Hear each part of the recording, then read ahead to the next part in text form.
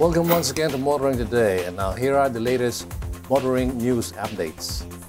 The North Rail project, which is supposed to have been undertaken with a Chinese group, was derailed and never got back on track. Now the Japanese government is proposing to revive the project, or at least a similar one.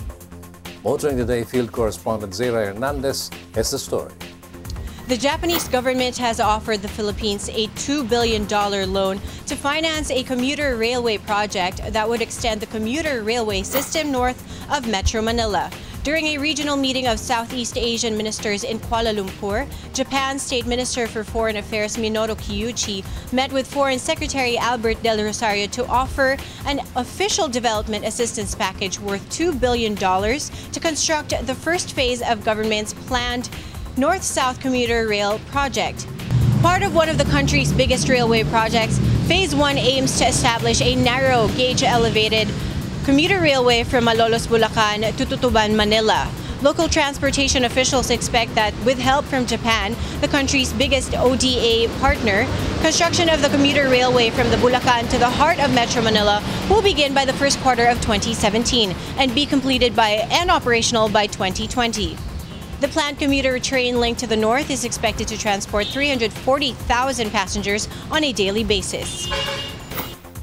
Many are hoping that this North Rail project with Japanese support would not go the way of the one cooked up with the Chinese groups.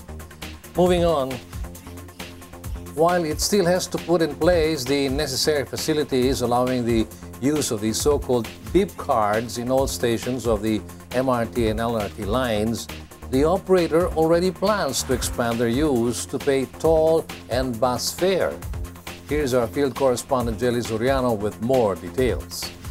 The Light Rail Transit Line 2 or LRT2 and the Metro Rail Transit or MRT are now moving to install turnstiles and ticket vending machines for the so-called beep cards that use tap-and-go technology as part of the automated or AFCS for the Light Rail network.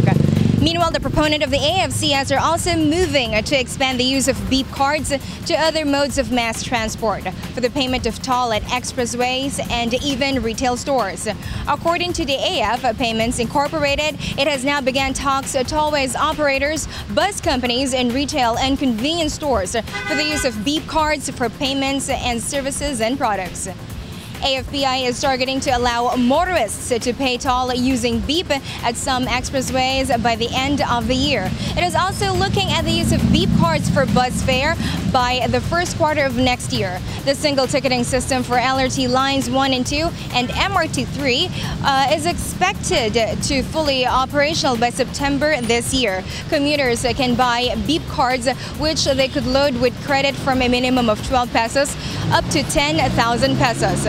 This is expected to make it more convenient for frequent users of the LRT and MRT to ride the trains. Progress is being made to make the payment of fare in mass transport systems more convenient. Here's hoping there is also progress in making the mass transport system itself, the trains, the buses, shuttles, also more convenient, efficient, and safe.